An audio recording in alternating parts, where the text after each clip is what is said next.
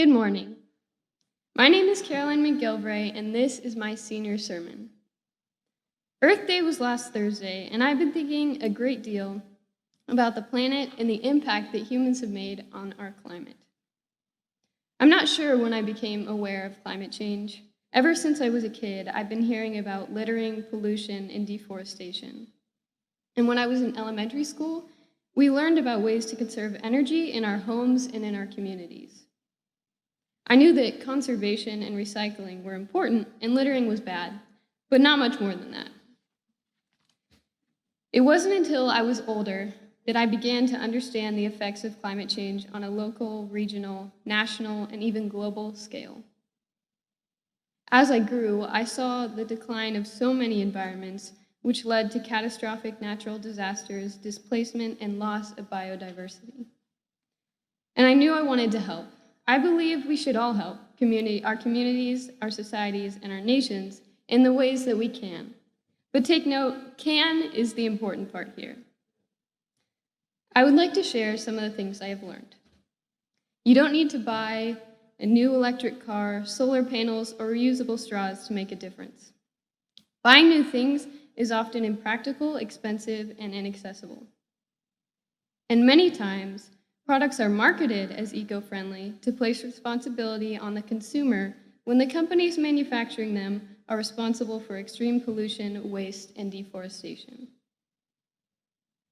How can we make a difference then? Well, there isn't one right answer to that, which is why I say do what you can.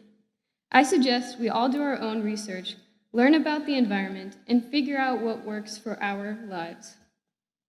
For example, I think it actually helps not to buy new things. One of the reasons societies produce so much waste is because they focus on the new, the better, and the more efficient products, which increases consumption and leads to more waste. Using what we already have and making our items last longer is a huge help. But in the end, different things work for different people. Some people like to strive for a low or zero waste lifestyle. Others sign petitions and work to make their community greener and healthier. Overall, my advice is to take everything one step at a time, do what you can, and be okay with that. It can be overwhelming if we try to do too much and everything all at once. But doing something small is better than doing nothing at all. For instance, I like to think about planting trees. Sometimes planting trees can seem pointless, because how could one tree restore an entire forest? But that one tree can make all the difference for the small animals that rely on it. Thank you.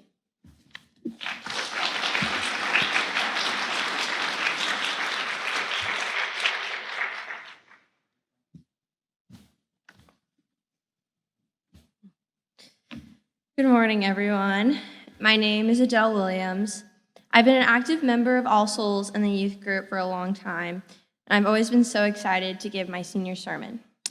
I thought often about what I would write about and who would be there to watch, but this year's been definitely different than what I imagined. Growing up, I was very insecure. I would ask my mom why my thighs were bigger than others, and boys would ask why my arms were hairier than theirs. I was a happy kid, but I was so consumed by how people perceived me. This continued as I got older, from being an 11-year-old going through puberty to getting ready for high school as a 14-year-old. But I began to understand that this is a common feeling for girls at this age and began to accept it. I let myself enjoy how I was and how I looked. But things started to change when I was 16. I was working as a lifeguard and became way more aware of my body. This led to a spiral of questioning if I was seeing myself how others saw me. My days became long and tiring, suffering silently. And then people began noticing me more, and that became a huge motivation for me. People who used to call me Roundel started talking to me and telling me how good I looked, which made me believe that the only way I could be pretty was if I was skinny. My family, though, didn't think I was so pretty. They knew that I was dying. Days after my 17th birthday, I was diagnosed with anorexia and began getting treatment for my disorder. I was so upset with everyone because the control I believe I had over how I looked was being taken away from me. I was constantly watched by my loved ones to make sure I was doing what I needed to do, and it was a slow but steady pace at recovery. Until COVID hit. I couldn't see my dietitian and therapist anymore. My parents did the best they could, but I slowly went back to how I was before. It felt so good to have that control back in my life, but I also knew my family was upset with what was going on. I remember my mom hugging me one night and crying because of how small I had gotten. At that point, I realized I needed to get help again. I hated making my loved ones worry about me and tell me how sick I looked. I began seeing a dietitian again last October, and she has helped my parents and me so much. She told us what was best for me at that moment and how they could help me. One day, she recommended putting me on the wait list for Laureate, and it made everything feel so real to me. A week or so later, we got a call for me to be admitted for inpatient care the following week. Those few weeks of waiting were probably the scariest weeks of my life. I was so afraid of leaving my friends and family right as the holidays were coming up. I was admitted to go inpatient on November 23rd. During my stay, I missed Thanksgiving, my birthday, Christmas, and New Year's. The hardest part about being at Laureate was the fact that I was so close to my friends and family, but I couldn't see them. I was only 10 minutes away from my house, but it might as well have been 1,000 miles. Today, though, I can say that going inpatient was probably the best decisions my family could have made. I can't believe what I would be like today if I hadn't gone. I was taught so much and met such amazing people. During my last days of being at Laureate, my therapist and I had a phone call with my friends. An important part of the process is to share how we all felt about me coming home. It was such an eye-opener for me. They told me how my eating disorder had affected our relationships when I had no clue whatsoever. It made me realize that my eating disorder had more power over me than I thought. Over the past 2 years, it wasn't me living, but my eating disorder stealing it from me. I'm proud to say that I've been in recovery for 5 months now. The days have not been easy, ask my mom and dad, but I'm so thankful to be doing what I need to do. Going inpatient didn't magically cure me, but it made the biggest difference. Recovery is a choice I have to make every day, and coming back to church has made it so much easier. I'm so glad I have the support system I have here, and I can't thank everyone enough. I want to give a huge thanks to Corey Smith for sticking with me and helping me out so much throughout my high school years here at All Souls, as well as David Smith, Tanner Phillips, Thomas Farron Williams, Shannon Boston, the Freedom Family, Brandy Phillips, and Kate Starr. I think of this church as a second home, and it wouldn't be the same without you all. Thank you.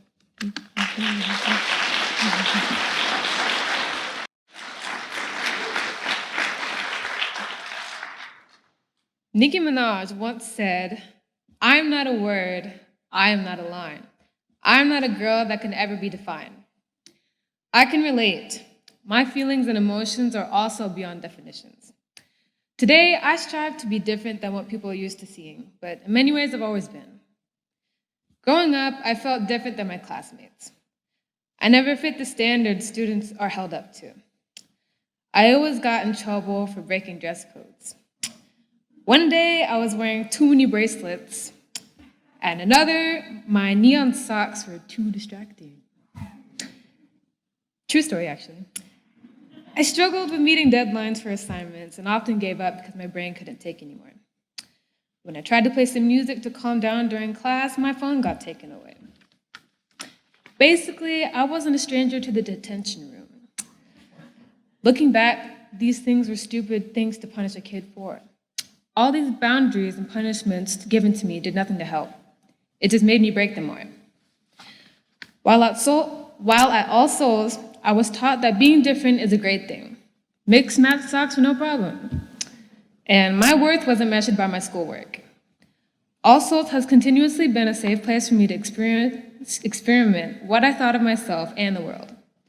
I was really encouraged to dig down deep where all the meanings lie.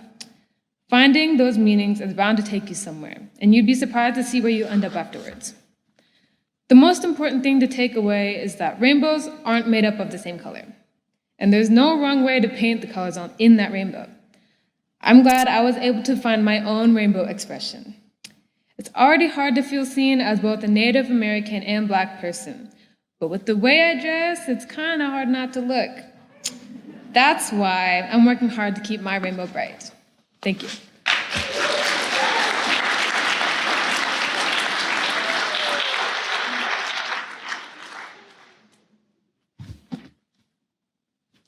Hello, my name is Neal Franklin, and this is my senior sermon. Usually, most things go unnoticed. Slowing down and appreciating the roses along the way can be difficult when we are encouraged to take in as much information as possible through Snapchat, Instagram, and of course, preparing for impending Armageddon from various and miscellaneous causes. People who know me well know I tend to take things a bit more slowly than most. My family has grown accustomed to just leaving me at the table to finish the last few morsels. But even with my slower pace, I am still consuming every news cycle and everything the YouTube and Netflix algorithms feed me. I particularly appreciate the opportunities All Souls has given me to pause. While most people may associate slowness with such things as turtles and snails, I associate this rhythm of life with squirrels. Squirrels are always all around us, living their own little squirrely lives. Yet, unless they are interfering with your electrical grid or bird feeding, they are hardly noticed. Whenever I get the opportunity to push out all the distractions around me, the squirrels seem to rush in. During our senior spirit retreat, while we were supposed to be quietly introspecting, a squirrel close to where I was supposed to be journaling decided to throw its nuts at the ground to try and break them. This is the kind of thing that I would not notice otherwise, but this time it led me to all sorts of other questions. For example, where do squirrels sleep? Because surely there are not as many holes in trees as cartoons have led us to believe. These kinds of breaks from the grind of society are always welcome. I have always had a love-hate relationship with society and people in general. Individuals seem wonderful, and it is important to always see the best in them. And most of the time, society is a good thing. Youth Sunday is a pretty good example of that, where relying on other people to get their part done is essential. Suffice it to say that without those kazoos, this whole thing would have fallen apart. These types of opportunities to build on each other's talents and ideas are incredibly important, and one of the things I can only hope to find later in life as we all move away from each other into the world. The world is not chock full of rainbows and unicorns, and society has an agenda that isn't always trustworthy. Sometimes even you all do things I wish you wouldn't. For example, I probably lost a couple of you by talking about my squirrel metaphor for too long. On a personal level, in the past, I have been afraid that society as a whole, among other things, might not see me or my divorced lesbian parents as okay, which has left me steeling myself for attacks and preparing rebuttals. I believe all of us in this program have arrived in our emerging adulthood at a time when we will be constantly having to rely on other people. We have to rely on other people to wear masks, our representatives to realize climate change as a reality, the people who elect them to do the same, and our neighbors to realize that this world is more fair for some people than it is for others. I would like to be self-reliant, as such thinkers as Ralph Waldo Emerson have emphasized, but that mountain seems steeper every day, the pond a little deeper. Long gone are the days where one could go pick up a rutabaga and stick it into the ground and call themselves a rutabaga farmer. Now you have to worry about a tractor, the gas for that tractor, and if OPEC feels like they want to spice things up that day or not. As I move towards college, I am realizing that I will have to rely on my parents, my grandparents, banks, the federal government, and a university. I trust my family a little bit more than the banks, of course. But the point is that my first real step towards independence will be riddled with codependency. 3 years ago, I stood at this pulpit and spoke about how we shouldn't be reliant on religion and God, and live our lives based on the morals that we have within ourselves and not outsource those feelings. Now, I believe that distancing oneself from that reliance would be easier than separating ourselves from some of the more unfortunate reliances that we have on other people. Now, you may think that I am a little bit paranoid, just a little nutty. But the point of this is to remind you all to be on the better side of society, to vote conscientiously, think of other people, and remember that somewhere there is always someone else relying on you to do the right thing. No pressure.